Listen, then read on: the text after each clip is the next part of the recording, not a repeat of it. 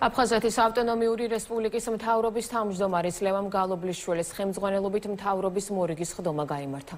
ლევან გალობლიშვილმა მინისტრთა კაბინეტის წევრებთან ერთად ქვეყანაში დიდთოვლობის შედეგად შექმნილ მდგომარეობაზე იმსჯელა. მისივე დავალებით მთავრობაში შეიქმნა სამუშაო ჯგუფი, რომლის შემადგენლობაში მინისტრები, მათი მოადგილეები, მრჩეველები შედიან. მთავრობის თავმჯდომარის გადაწყვეტილებით სამუშაო ჯგუფის წევრები უკვე მიემგზავრებიან სამეგრელოს, ზემო სვანეთისა და იმერეთის რეგიონში, სადაც დროებით დევნილი მოსახლეობის განახლების ადგილებში დიდთოვლობის შედეგად გამოწვეული პრობლემების იდენტიფიცირება და მასზე მყისიერი რეაგირება მოხდება.